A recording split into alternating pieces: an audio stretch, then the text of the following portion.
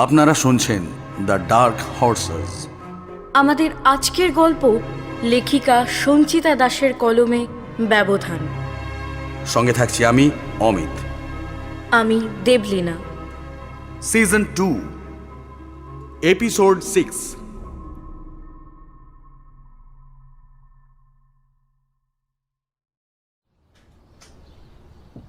নিমাইবাবুর কথা শুনে আলো রান্নাঘরে গিয়ে খালি জলের গ্লাসটা দুহাতে বুকের কাছে চেপে ধরে চিন্তা করে চলেছে।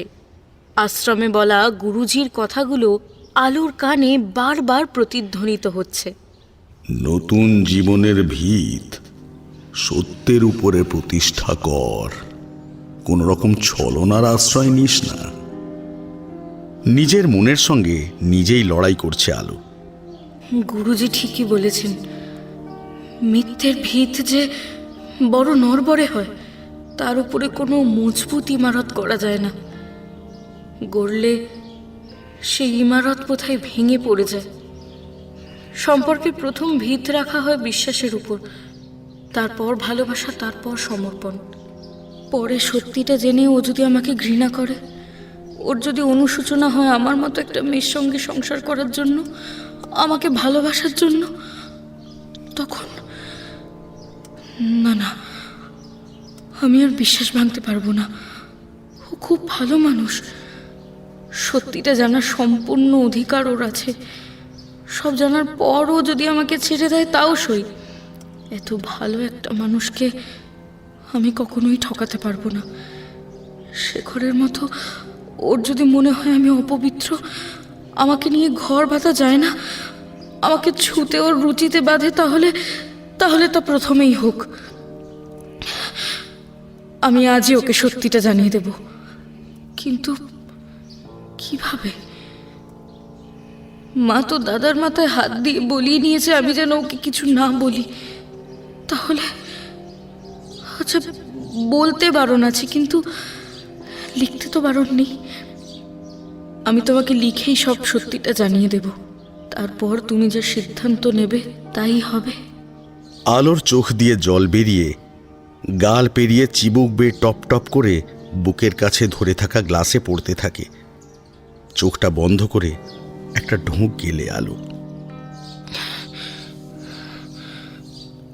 আমার এত কষ্ট হচ্ছে কেন? তুমি আমাকে ছেড়ে দেবে মনে হতে এত কান্না পাচ্ছে কেন আমার? চিৎকার করে কাঁদতে ইচ্ছে করছে আমার। শেখর যখন জানিয়েছিল আমাকে বিয়ে করতে পারবে না, তখন আমার খারাপ লেগেছিল, কিন্তু খুব কষ্ট তো হয়নি। আজকে কেন হচ্ছে? কেন?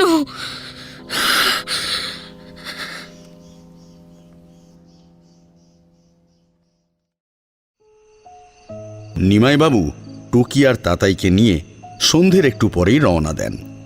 প্রদীপ বেরিয়ে যায় বন্ধুদের সঙ্গে দেখা করতে। যাওয়ার আগে আলোর দিকে তাকিয়ে মৃদু হাসি মিশ্রিত মুখে ইশারায় জানিয়েছে যে ওর তাড়াতাড়ি ফিরে আসার কথা। প্রদীপের সামান্য একটা ইশারা আলোর ভারাক্রান্ত মনে এক ঝলক স্নিগ্ধ শান্তি এনে দিয়েছিল।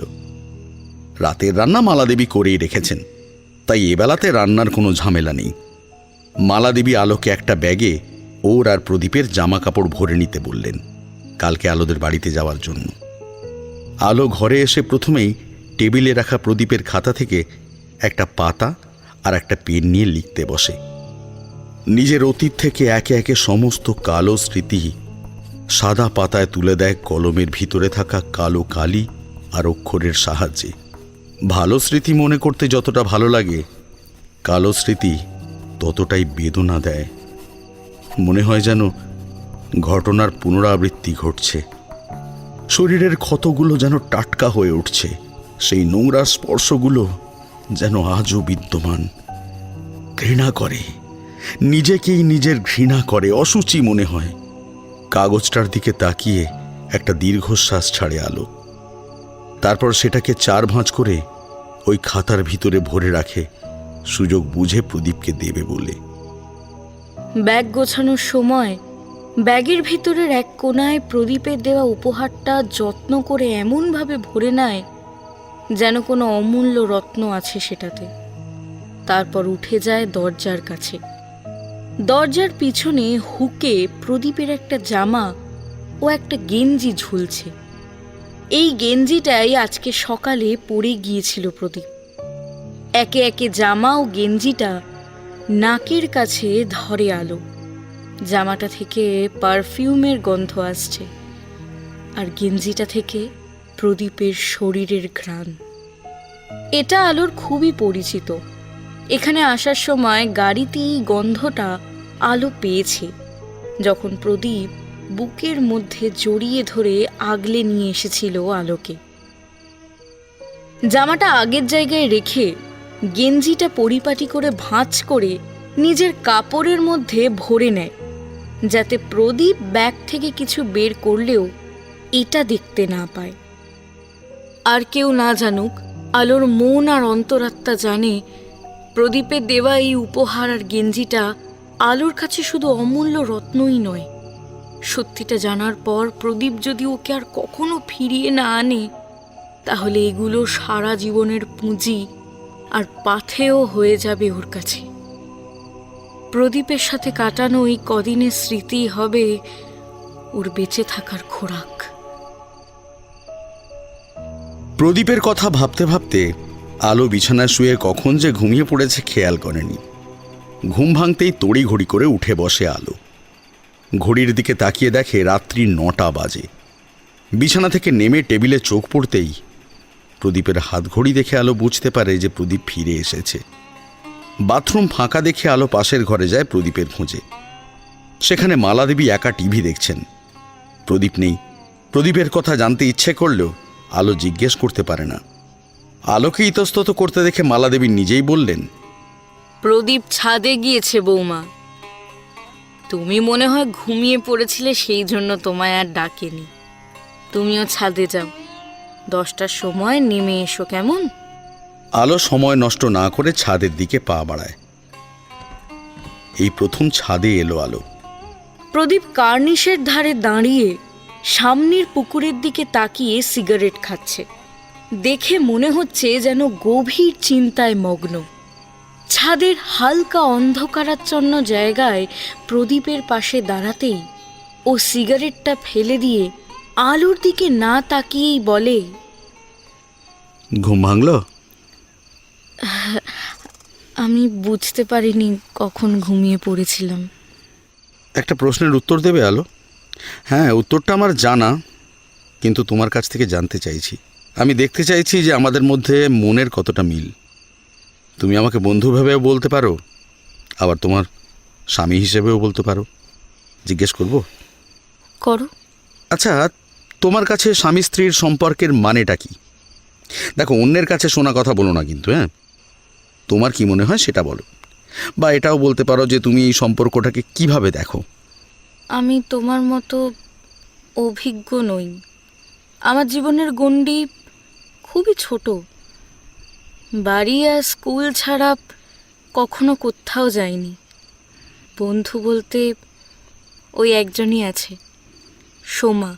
এখন অবশ্য তুমিও আমার বন্ধু, খুব ভালো বন্ধু। বাইরে কারোর সঙ্গে সেভাবে কখনো মেশা হয়ে ওঠেনি, তাই আমার অভিজ্ঞতার ভাঁড়ার শূন্যই বলতে পারো। আর যেটুকু অভিজ্ঞতা আছে তা কালো রাত্রির থেকেও কালো। স্বামী স্ত্রীর যে সম্পর্ক দেখে আমি বড় হয়েছি, সেটা আমার কাছে খুব একটা মধুর নয়। আর সিনেমায় যেরকম কেয়ারিং হাজব্যান্ড দেখায়, সেরকম বাস্তবে হয় কিনা আমি জানি না, কিন্তু জানতে খুব ইচ্ছে করে সত্যিই কি মেয়েদের এরকম জীবন হয়? মানে এত সুখ কোনো মেয়ের কপালে কি জোটে? যে মনে কেবলই জিজ্ঞাসা আছে, সেখানে উত্তর কি করে থাকবে? তাই এই বিষয়ে আমি কিছুই বলতে পারবো না। এ তো কোনো অপরিণত মেয়ের কথা নয়। কে বলেছে? কে বলেছে তোমার অভিজ্ঞতার ভাড়ার শূন্য? প্রদীপ আলোর দিকে অবাক দৃষ্টিতে তাকিয়ে থাকে। প্রদীপ আলোর কাছে এগিয়ে গিয়ে ওর 2 বাহু ধরে নিজের একদম কাছে এনে আলোর চোখের দিকে স্থির দৃষ্টি রেখে বলে, ভয় করছে না আমাকে? আলো দুদিকে মাথা নাড়িয়ে না বলে। প্রদীপ আলোর হাত ছেড়ে ওকে এবার জড়িয়ে ধরে। এবার না। প্রদীপ আলোকে ছেড়ে দিয়ে হঠাৎ ওর অধর জোড়া দখল করে। আলো যেমন ছিল সেইভাবেই দাঁড়িয়ে থাকে, শুধু ওর বন্ধ চোখের কোণা বেয়ে দুফোঁটা জল গড়িয়ে পড়ে। কিছুক্ষণ পর আলোকে ছেড়ে প্রদীপ আবার একই প্রশ্ন করে, এবার? আলো চোখ খুলে একই উত্তর দেয়, না। এখন তোমার অভিজ্ঞতার ভাঁড়ার কি বলছে? সব অভিজ্ঞতা কষ্টের নয়, কিছু অভিজ্ঞতা সুখেরও হয়। তা বলে সিগারেটের গন্ধ নয়। তাই? দেখি। প্রদীপ আলুর ঠোঁটটা মুছে দেয়। শোনো, সিগারেটের গন্ধবিহীন অভিজ্ঞতায় তোমার ভাঁড়ার ভর্তি করার জন্য তৈরি থেকো। আলতো হাতে আলুর চোখের জল মুছে দেয় প্রদীপ। তোমার অভিজ্ঞতায় সিগারেটের যেমন কোনো জায়গা নেই, সেরকম এটারও কোনো জায়গা নেই আলো। চলো এবার নিচে চলো।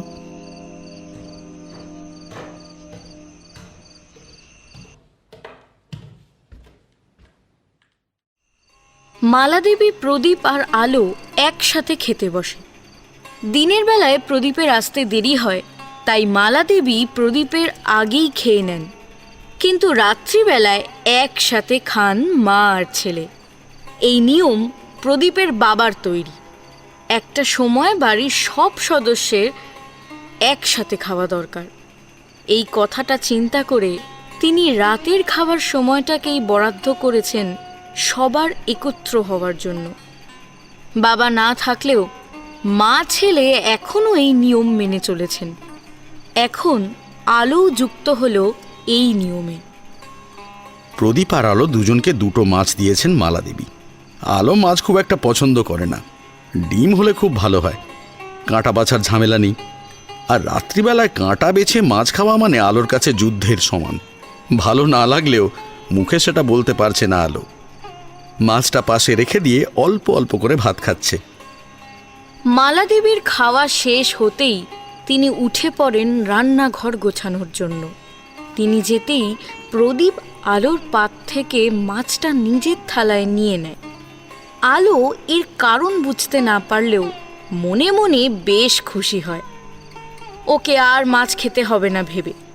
কিন্তু পরক্ষণেই ওর থালার উপরের একপাশে জড়ো হতে থাকে কাঁটা ছাড়ানো মাছ।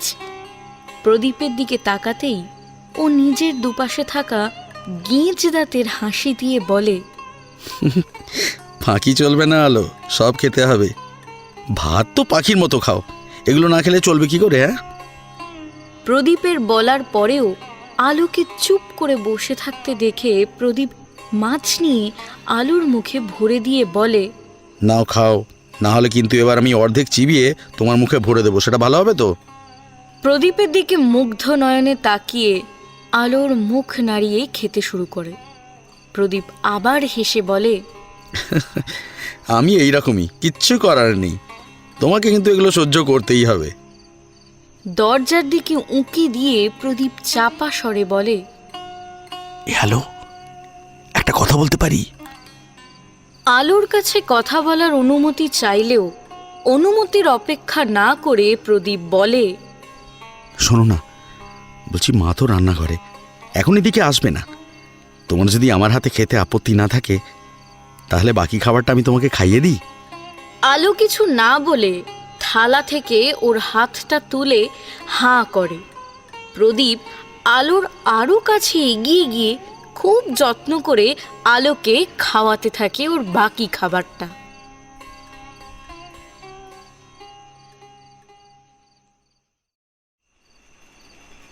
আলোর দু চোখে ঘুম নেই, একবার এপাশ ঘুরছে তো আরেকবার অন্য পাশে ঘুরছে। প্রদীপ বুকের ওপরে দুহাত রেখে ঘুমিয়ে আছে। আলো উঠে বসে দুই হাঁটু ভাঁজ করে তার উপরে মাথাটা কাত করে রেখে প্রদীপের দিকে তাকিয়ে থাকে। হলুদ আলোয় প্রদীপকে খুব সুন্দর লাগছে আলোর কাছে। ওর শ্যামবর্ণ রং যেন হলুদ আলোয় উজ্জ্বল হয়ে উঠেছে। আলো ধীর পায়ে নেমে যায় খাট থেকে। টেবিলে রাখা খাতাটা খুলে কাগজটা বের করে ওর হাত ব্যাগে ভরে রাখে। প্রদীপের কাছে এগিয়ে এসে ওর ঘুমন্ত মুখের দিকে তাকিয়ে থাকে আর ভাবে, আজকে চেয়েও তোমাকে কাগজটা দিতে পারলাম না। তুমি আমার মনে এক লোভের জন্ম দিয়েছ। তোমার স্পর্শ এত পবিত্র কেন? এতে তো কোনো কষ্ট নেই। যেটা আছে সেটা হলো এক অদ্ভুত ভালো লাগার অনুভূতি। এই স্পর্শ আমার বারবার পেতে ইচ্ছে করে, খুব সার্থক পরে হতে ইচ্ছে করে। আচ্ছা, তুমি এত ভালো কেন বলতে পারো? ভালোরা যে প্রতি পদে পদে ঠকে যায়, যেমন তুমি ঠকে গিয়েছো আমাকে বিয়ে করে। আমার অতীত জানার পর তুমি যদি আমাকে মেনে না নাও, তাহলে তাহলে কোনো অভিযোগ করব না। আমি তোমার পা দুটো জড়িয়ে ধরে অনুরোধ করব, আমাকে ভালোবেসে না হোক, অন্তত করুণা করে তোমার কাছে একটু আশ্রয় দিতে। আর যদি মেনে নাও, তাহলে তোমাকে সুখী করার সর্বোচ্চ চেষ্টা করব আমি। তুমি যেভাবে রাখবে আমি সেভাবেই থাকবো, কখনো কোনো অভিযোগ করব না তোমাকে। একটা কাগজের উপরে আমার ভাগ্য নির্ভর করছে। ওখানে গিয়েই না হয় তোমাকে কাগজটা দিয়ে দেব। যেখানে আমার জীবনের কালো অধ্যায় লেখা হয়েছে, সেখানেই না হয় এর নিষ্পত্তি হোক। আলো এক পা করে প্রদীপের আরও কাছে এগিয়ে যায়। ওর মাথার ঝাঁকড়া নরম চুলগুলো আঙুল দিয়ে আলতো করে ঠিক করে দেয়। মাথাটা নামিয়ে এনে প্রদীপের কপালে একটা চুম্বন করে। সাথে সাথে প্রদীপের মাথায় ঝরে পড়ে কয়েক বিন্দু অশ্রু। আলো নিজের কম্পিত ঠোঁট এক হাত দিয়ে চেপে ধরে দ্রুত পায়ে ওখান থেকে সরে এসে নিজের জায়গায় বালিশে মুখ গুঁজে শুয়ে পড়ে। এই বালিশ অদ্ভুত একটা জিনিস। মাথায় দিলে সারা রাত আরামে ঘুমকে সঙ্গ দেয়। রাতের একাকিত্ব কাটাতে পাশে নিয়ে শুলে ভীতি কাটায়। আবার দুজনের মাঝে দিলে পাশাপাশি থাকা দুটো মানুষের মধ্যেও দূরত্বের সৃষ্টি করে। চোখের জলকে লুকোতে সহজেই তা শুষে নেয়, আর কান্নার শব্দ বন্ধ করতে তাতে তো এর জুড়ি মেলা ভার। আর আজকে শেষের দুটি কাজেই আলোর বালিশকে ব্যবহার করেছে।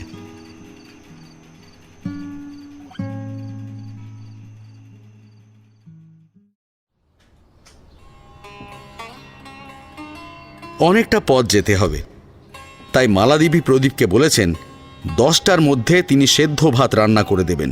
সেটা খেয়ে যেন আলোকে নিয়ে রওনা দেয়। পেটে একটু ভারী খাবার থাকলে নিশ্চিন্ত, বাইরে টুকটাক কিছু খেয়ে নিলেই চলবে। রাতে আলো ভালো করে ঘুমোতে পারেনি। ভোরের দিকে চোখটা লেগে গিয়েছে। আলোকে ঘুমোতে দেখে প্রদীপ আর ওকে ডাকেনি। চা খেয়ে বেরিয়ে গিয়েছে, আর যাওয়ার আগে ঘুমন্ত আলোকে ওর পাওনা দিয়ে গিয়েছে। প্রদীপ ফিরে এসেই স্নান করে তৈরি হয়ে নেয়। আলো স্নান করে তৈরি হয়েছিল। মালাদেবী ওদের দুজনকে খেতে দেন।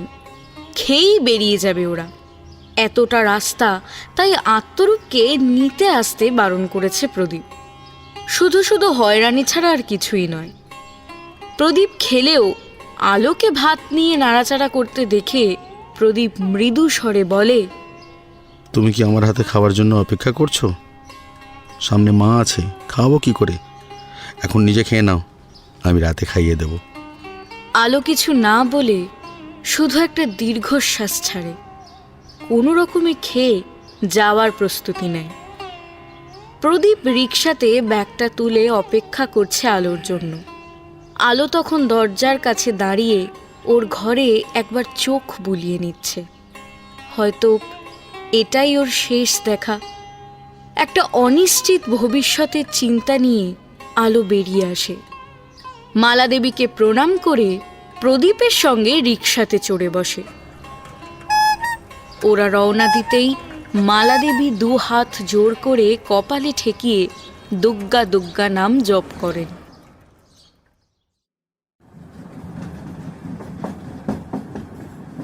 ট্রেনে উঠে ওরা বসে পড়ে। আলো জানলার ধারে একটা জায়গা পেয়েছিল, কিন্তু পাশের সিটে একটা অল্প বয়সী ছেলেকে দেখে সেখানে আর বসেনি। কষ্ট করে হলেও অন্য একটা সিটে দুটো মেয়ের মাঝে বসে। ঘণ্টাখানেক যেতেই প্রদীপের পাশের জায়গাটা ফাঁকা হতেই আলোকে নিজের কাছে নিয়ে আসে প্রদীপ। প্রদীপের কাছে বসে আলো ভাবে এবার নিশ্চিন্তে যাওয়া যাবে, কিন্তু কপালে দুর্ভোগ থাকলে তা কেউ খণ্ডাতে পারে না। গন্তব্য থেকে মাত্র 1.5 ঘন্টা আগে সালার স্টেশনে ট্রেনটা দাঁড়ায়, কিন্তু যাওয়ার কোনো লক্ষণই দেখা যায় না। যেখানে 2 মিনিট দাঁড়ানোর কথা সেখানে 10 মিনিট হয়ে গেছে। যাত্রীরা কারণ জানতে একে একে ট্রেন থেকে নামছে। প্রদীপ আলোকে বসতে বলে নেমে যায়। আলো জানালা দিয়ে দেখতে পায় প্রদীপ ধীরে ধীরে ভিড়ের মধ্যে মিলিয়ে যাচ্ছে। আরও একটা ট্রেন দাঁড়িয়ে আছে। 2টো ট্রেনের যাত্রীতে স্টেশন চত্বরে ভর্তি একদম। হকাররা এই সুযোগে প্রতিটা জানলার কাছে এসে নিজেদের জিনিস বিক্রির জন্য ভিন্ন সুরে হেঁকে চলেছে। তার সাথে ট্রেন দাঁড়িয়ে থাকার কারণ সম্পর্কেও বেশ বিজ্ঞের মতো জানিয়ে এই পরিস্থিতি থেকে উদ্ধারের উপায়ও বাতলে দিচ্ছে। আলোর কানে কথাগুলো ঢুকলেও চোখটা কিন্তু আছে প্রদীপের যাওয়ার রাস্তায়, আর মন প্রদীপের কাছে। বেশ কিছুক্ষণ পরে প্রদীপকে আসতে দেখে আলো একটা স্বস্তির নিঃশ্বাস ফেলে। প্রদীপ এসেই উপরে তোলা ব্যাগটা নামাতে নামাতে বলে, আলো ওঠো, আমাদেরকে যেতে হবে। ট্রেন কখন যাবে তার কোনো ঠিক নেই, গেলেও হয়তো রাত্রি হয়ে যাবে। এই লাইনে কি হয়েছে, মেরামত না হওয়া পর্যন্ত এরা যাবে না। আর এটা তো বলতেই পারছে না যে কখন ঠিক হবে, এখনো কাজই শুরু হয়নি। ওঠো ওঠো ওঠো, চলো। আলো উঠে প্রদীপের পিছনে যেতে থাকে। ট্রেন থেকে নেমে ব্যাগটা ডান কাঁধে নিয়ে তার ফিতেটা ধরে। বাঁ হাতে আলোর ডান হাতটা শক্ত করে ধরে ভিড় ঠেলে সামনের দিকে এগিয়ে যেতে থাকে প্রদীপ। মানুষের ভিড় দেখে আলো ওর শাড়ির আঁচলটা বাঁ হাতে পেঁচিয়ে শাড়ির কুচিগুলো ধরে নেয়।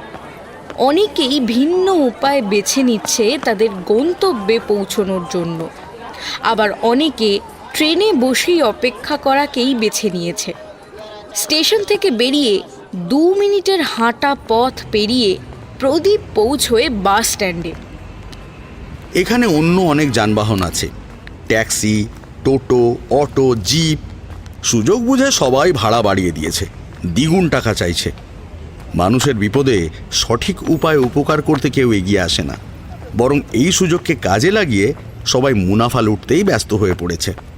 যাদের সামর্থ্য আছে তারা দ্বিগুণ ভাড়া দিয়েই যাচ্ছে, আর যাদের নেই তারা বাসে ঝুলছে।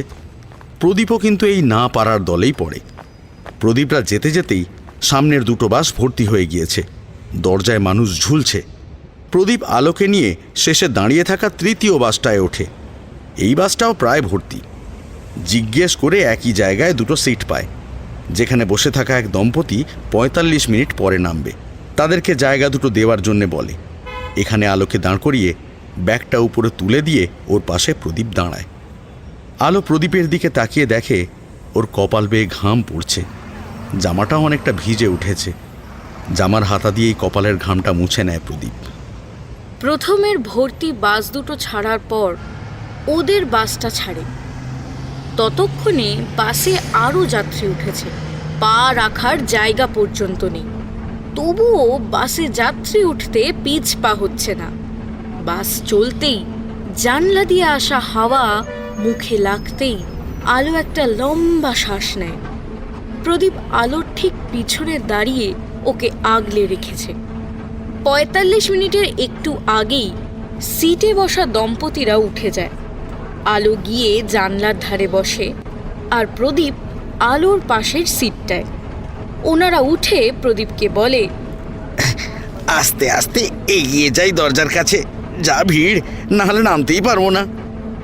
বসতে পেয়ে আর হাওয়া পেয়ে আলো যেন ধরে প্রাণ ফিরে পেল। কাঁধের ব্যাগ থেকে জলের বোতলটা বের করে কিছুটা জল খেয়ে ওটা প্রদীপের দিকে এগিয়ে দেয়। প্রদীপও কোনো কথা না বলে ঢকঢক করে জল খায়। একটু জল রেখে প্রায় সবটাই খেয়ে বোতলটাকে আলোকে ফিরিয়ে দেয়। আলোর দিকে তাকিয়ে প্রদীপ বলে, তুমি ঠিক আছো তো? শরীর খারাপ করছে না তো? আলো জানে ওর অসুবিধা হলেও এখানে প্রদীপের কিছুই করার নেই। তবু ওর জানতে চাওয়াটাই যে আলোর কাছে কতখানি ভালো লাগা, সেটা হয়তো প্রদীপ জানে না। আলো দুদিকে মাথা নাড়িয়ে না বলে। প্রদীপ আলোর মাথাটা ধরে নিজের কাঁধে রেখে বলে, তুমি ঘুমো, আমি নামার আগে ডেকে দেবো। আমাদের যেতে এখনো ঘন্টাখানেকের উপর লাগবে। আলো কোনো কথা না বলে প্রদীপের কাঁধে মাথা রেখে ওর বাঁ হাতটা জড়িয়ে ধরে চোখ বন্ধ করে।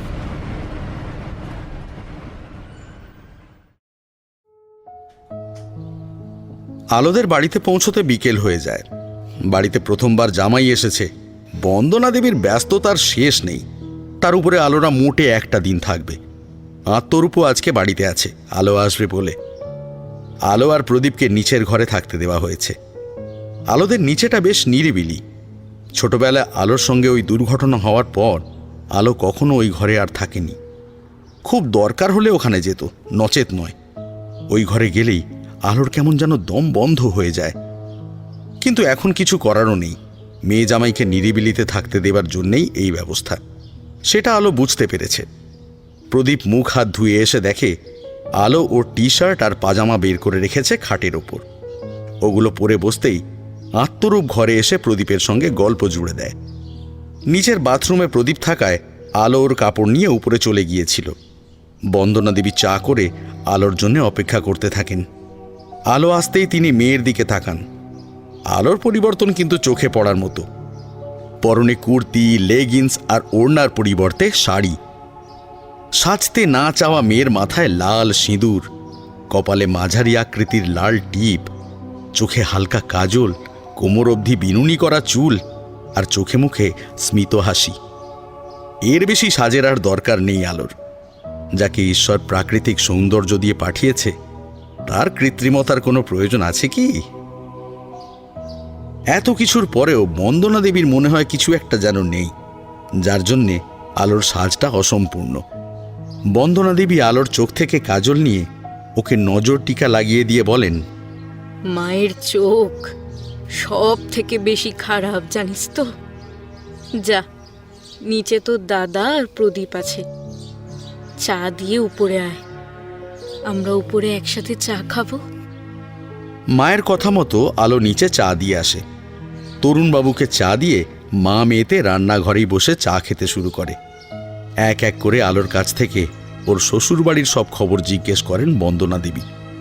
সব কথা বললেও আলোর টুকি আর মালা দেবীর কথোপকথনের শোনা কথাগুলো বলে না। বন্দনা দেবী সবার শেষে আলোকে একটু সংকোচ নিয়ে জিজ্ঞেস করেন, হ্যাঁ রে আলো, প্রদীপকে কেমন লাগলো তোর? তোর সঙ্গে কথা টথা বলে তো? তোদের মধ্যে সব ঠিকঠাক আছে তো? যেভাবে তোদের বিয়েটা হয়েছে, আমি তো খুব চিন্তায় ছিলাম আলো। মায়ের কথার অর্থ বুঝতে পেরে আলো বলে, ও খুব ভালো মা, আমার সঙ্গে খুব ভালো ব্যবহার করে, খুব খেয়াল রাখে আমার। এই তো আজকে আসার সময় কত সাবধান নিয়ে এলো আমাকে। এরকম একটা ভালো মানুষকে এভাবে ঠকানো কি ঠিক হচ্ছে মা? আমার নিজের খুব অপরাধী লাগছে। ওকে সত্যিটা জানানো দরকার। চায়ের কাপটা সশব্দে নামিয়ে বন্দনা দেবী বলেন, একদম না আলো, ভুলেও এই চিন্তা মাথায় আনবি না। নিজের হাতে নিজের সর্বনাশ করিস না। যা হয়েছে তা ভুলে যা। কাকলিকে দেখ, নবীনকে কিছুই জানায়নি। কত ভালো আছে ওরা। সকালে এসেছে ওরা। এমন ঠাঁটবার দেখে আর বাঁচি না। আমাদেরকে দেখানোর জন্যই ওই সব বেশি বেশি করে করছে। শোন, প্রদীপকে নিয়ে ওদের ঘরে যাওয়ার কোনো দরকার নেই, বুঝেছিস? শয়তানি বুদ্ধি তো আর কম নয়। কি বলতে কি বলে দেবে তার ঠিক নেই। এমনিতেই বিয়ে নিয়ে এত কাণ্ড হলো, এখন আর এই শুকনো বিপদ ভালো লাগছে না। আলো চুপ করে মায়ের কথা শুনে চা খেয়ে পাশের ঘরে গিয়ে একটা ব্যাগে শেখরের দেওয়া জিনিসপত্রগুলো ভরতে থাকে, কাকলিকে দিয়ে জিনিসগুলো ফেরত পাঠিয়ে দেবে বলে। শেখরের দেওয়া জামা, শাড়ি, ফোন সব কিছু ব্যাগে ভরে ব্যাগটা একপাশে সরিয়ে রাখে। আলো প্রদীপের প্রতি ওর মনের দুর্বলতা কাটিয়ে আজকেই প্রদীপকে সত্যিটা বলার সিদ্ধান্ত নেয়।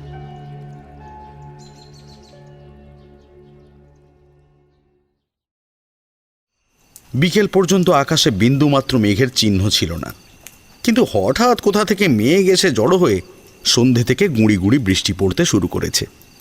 এতে অবশ্য ভালোই হয়েছে, পরিবেশের গুমোট ভাবটা ধীরে ধীরে কেটে গিয়ে একটা ঠান্ডা আমেজ এসে হাজির হয়েছে। সন্ধ্যের সাথে বৃষ্টির পরিমাণটাও ধীরে ধীরে বাড়তে থাকে। আলোরা অনেকক্ষণ খেয়ে বেরিয়েছে, তাই চায়ের পরেই বন্দনা দেবী ওদের হালকা খাবার দেন। রাস্তায় শুধু বিস্কুট খেয়েছে আলো, তাও প্রদীপের জোড়া জুড়িতে। সারা দিন ওদের অনেক ধকল গিয়েছে, তাই বন্দনা দেবী আলোকে বললেন রাতে তাড়াতাড়ি খেতে দিয়ে দেবেন, খেয়ে যেন ওরা শুয়ে পড়ে। মায়ের কথা শুনে আলো মনে মনে ভাবে, ভালোই হলো, তাড়াতাড়ি খাওয়া হয়ে গেল। ঘরে গিয়ে ওকে সব বলে দেব আমি, তারপর যা হবে দেখা যাবে। রাতে আলো কিছুই খেতে পারেনি, খাবার ওর গলা দিয়ে নামেনি। বন্দনা দেবী জিজ্ঞেস করলে বলেছে ওর নাকি খিদে নেই। সারা দিন জার্নি করে শরীরটা ভালো লাগছে না, তার উপরে সন্ধেবেলায় খেয়ে পেট ভরে আছে।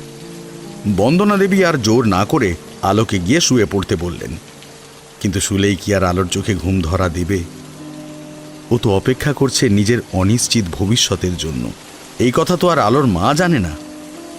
প্রদীপ নিচের ঘরে খাটে শুয়ে ফোনে কথা বলছে জয়ন্তর সঙ্গে। আলো বাইরে বারান্দার থামে ঠেস দিয়ে দাঁড়িয়ে বৃষ্টি দেখছে, আর প্রদীপের কথা শেষ হবার অপেক্ষা করছে।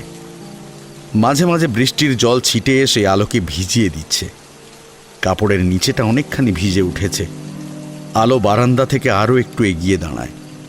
আকাশের দিকে মুখটা তুলে দাঁড়াতেই বৃষ্টির জল ওর মুখে আর সারা গায়ে এসে পড়তে শুরু করে। এতে আলোর হালকা ঠান্ডা লাগলেও বুকের ব্যথাটা কমে না। তখনই ঘর থেকে সুমধুর মেয়েলি কণ্ঠে ভেসে আসে গানের সুর।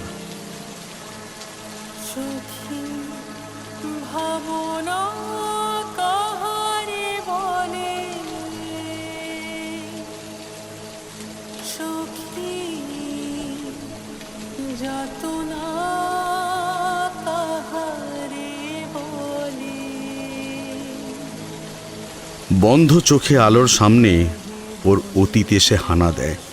সেই দিনও এরকম বৃষ্টি পড়ছিল, আলোর স্পষ্ট মনে আছে। উপর থেকে ভেসে আসছিল হারমোনিয়ামের সুরেলা শব্দের সাথে কাকলির গলায় ভেসে আসা রবীন্দ্রসঙ্গীত। আলো ঠিক এই জায়গায় দাঁড়িয়ে গান শুনছিল। সুধীর নিঃশব্দে এসে ওর পিছনে দাঁড়িয়েছিল। তারপর ওর ভিজে জামা দেখে ওকে ঘরে নিয়ে যায়। ওই জামা পরেই খাটে পড়ছিল আলো। তারপর আর মনে করতে পারে না আলো। সেই কষ্টের অনুভূতি হতেই থরথর করে কেঁপে ওঠে আলোর আধ ভেজা নরম শরীর। মুখে ফুটে ওঠে অব্যক্ত যন্ত্রণার ছাপ। আলো ডান হাতে মুঠো করে ধরে সদ্য ভিজে যাওয়া ওর বুকের আঁচল, যেন নিজেকে আড়াল করে নোংরা স্পর্শ থেকে নিজেকে বাঁচানোর শেষ চেষ্টা করছে। কেউ টেনে নিয়ে যেতে চায় ওর বাহ্যিক আবরণকে। কাঁধে ছোঁয়া পেয়ে অতীতের স্মৃতির তার ছেড়ে সেখান থেকে বেরিয়ে আসে, কিন্তু অতীতের স্মৃতির রেশ না কাটায় কাঁধে থাকা হাতটা ছিটকে সরিয়ে দুপা পিছিয়ে আলো ভীত কণ্ঠে বলে ওঠে, আমাকে ছেড়ে দাও, আমার খুব কষ্ট হচ্ছে, আমি কাউকে কিচ্ছু বলবো না, আমাকে ছেড়ে দাও। কথাগুলো অবচেতন মনে বলেই সামনে তাকায় আলো। প্রদীপ অবাক দৃষ্টিতে তাকিয়ে আছে ওর দিকে। আলোর মুখে ভয়ের ছাপ স্পষ্ট, চোখ দুটো যেন মিনতি করছে। প্রদীপের খুব কষ্ট হয় আলোর এই রূপ দেখে। প্রদীপ নামের এই মানুষটা আলোর কাছে একটা ভরসার জায়গায় পরিণত হয়েছে। এই মুহূর্তে এই আশ্রয়ই আলোর কাছে সব থেকে নিরাপদ মনে হয়। প্রদীপের অবাকের মাত্রাকে আরও কয়েক গুণ বাড়িয়ে দিয়ে আলো চোখের নিমেষে এসে আশ্রয় নেয় প্রদীপের বুকে। সর্বশক্তি দিয়ে দু হাতে আঁকড়ে ধরে প্রদীপের টি শার্ট। ফুঁপিয়ে কেঁদে ওঠে আলো। কান্না মিশ্রিত অস্পষ্ট স্বরে বলে ওঠে, আমাকে রেখে যেও না, আমি থাকতে পারবো না, আমি মরে যাব আমি, আমাকে রেখে যেও না, আমার কোনো দোষ নেই, বিশ্বাস করো, আমি কিচ্ছু করিনি, আমি চেষ্টা করেছিলাম কিন্তু নিজেকে বাঁচাতে পারিনি। একটা 9 বছরের ছোট্ট মেয়ে কি করে একটা এত বড় লোকের সঙ্গে পারবে বলো? আমি পারিনি, কেউ বিশ্বাস করেনি আমার কথা, আমি কি করে দাও বলো? আমি খুব ভয় পেয়ে গিয়েছিলাম, আমি আমি আমি আর বলতে পারে না আলো। কান্নার কাছে শব্দ হার মানে। আলোর চোখের জলে প্রদীপের গেঞ্জি ভিজে যাচ্ছে। কান্নার রেশ কমলে আলো বুঝতে পারে শুধু আলোই নয়, প্রদীপও ওকে শক্ত করে বুকের মধ্যে জড়িয়ে ধরে রেখেছে। আলো এখনো কেঁপে কেঁপে উঠছে। প্রদীপ আলোকে ধরে ধীর কণ্ঠে বলে, তুমি অনেকটা ভিজে গিয়েছো আলো, চলো ঘরে গিয়ে কাপড়টা পাল্টে নাও, না হলে ঠান্ডা লেগে যাবে। তারপর আমি তোমার সব কথা শুনবো। আলো দুদিকে মাথা নাড়িয়ে না বলে, কিন্তু প্রদীপ আলোকে ধরে জোর করেই ঘরে নিয়ে যায়। ব্যাগটা বিছানার উপর তুলে দিয়ে ফোনটা নিয়ে ঘর থেকে বেরিয়ে আসে। তখনও প্রদীপের মোবাইলে গানের আভোগ পর্ব বেজে চলেছে। বাইরে এসে গানটা বন্ধ করে একটা দীর্ঘশ্বাস ছাড়ে প্রদীপ। দরজা খোলার শব্দে আবার ঘরে যায়। আলো মাথা নিচু করে অপরাধীর মতো দাঁড়িয়ে আছে একপাশে। হাতে আছে ওর লেখা ওই চিঠিটা।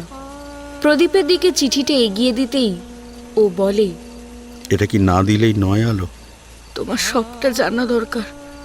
তোমার মতো একটা ভালো মানুষকে আমি ঠকাতে পারবো না। এই কাগজে যেটা লেখা আছে সেটা জেনেই সেদিন শেখর তোমাকে বিয়ে করতে আসেনি, তাই না? কাগজটা না নিয়ে প্রদীপ কথাগুলি বলে, আর এই কথাটা তুমি শেখরকে জানিয়েছিলে কি? ঠিক বলেছি আমি? আলো মাথা নাড়িয়ে প্রদীপের কথাকে সমর্থন করে। প্রদীপ আলোর হাত থেকে কাগজটা নিয়ে ভাঁজটা খোলে।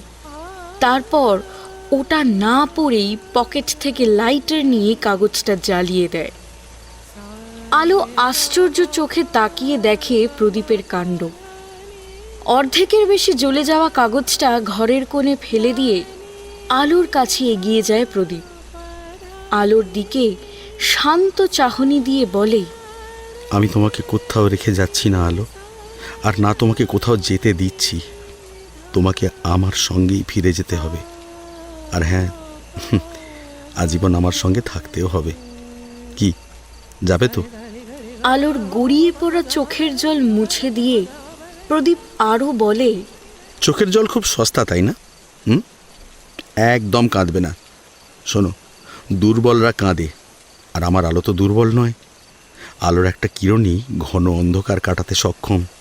দিশেহারা মানুষকে সঠিক পথের সন্ধান দিয়ে এগিয়ে যেতে সাহায্য করার জন্যে আলোর একটা কিরণই যথেষ্ট। আর আমি তো সম্পূর্ণ আলোকেই পেয়েছি, যার শুধু বাহ্যিক রূপই নয়, ভিতরটাও একদম একদম স্বচ্ছ জলের মতো। সে নিজে আগুনের মতো পবিত্র। কোনো জটিলতা, কোনো কপটতা নেই তার মধ্যে। কিন্তু চিঠিটা তো তোমার পড়াই হলো না। আচ্ছা, কি হবে ওটা পড়ে? কি আছে ওই চিঠিতে? ছোটবেলায় তোমার সঙ্গে ঘটে যাওয়া একটা দুর্ঘটনার স্মৃতি, তাই তো? যেটা মনে করে তুমি আজও কষ্ট পাচ্ছ।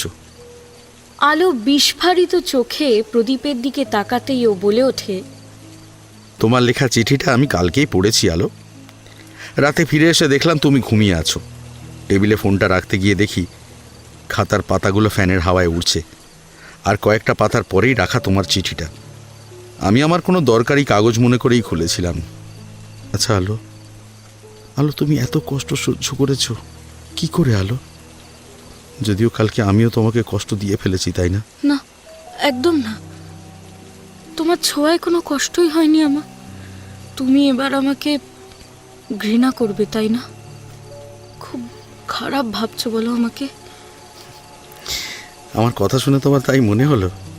হ্যাঁ, অবশ্যই এতে তোমার কোনো দোষ নেই, কারণ একটা নোংরা লোকের বিকৃত মানসিকতার শিকার হতে হয়েছিল তোমাকে। আমি তোমাকে ঘৃণা করি না আলো, তোমাকে ঘৃণা করা যায় না। তাহলে? আমার আলো ফুলের মতো পবিত্র একটা মেয়ে। প্রদীপ আলোকে আলতো করে জড়িয়ে ধরে কথাগুলি বলে, একটা পাগলি মেয়ে, আর এই পাগলি মেয়েটাকে আমি খুব ভালোবাসি। আরে তোমার মতো মেয়েকে যে ভালো না বেসে থাকা যায় না। আলো, আলো আমি খুব সামান্য একটা মানুষ, মাটির প্রদীপ আমি। কোনো আড়ম্বর নেই আমার জীবনে, একদম সাদামাটা সাধারণ মানুষ, সাধারণ প্রদীপ বলতে পারো। তুমি তুমি এই সাধারণ প্রদীপের আলো হবে? তোমার স্নিগ্ধ আলোয় এই প্রদীপের জীবনটা ভরিয়ে দেবে আলো। আলো প্রদীপের বুকে মাথা রেখে তার নাড়িয়ে সম্মতি দেয়, কিন্তু মুখে কিছুই বলতে পারে না।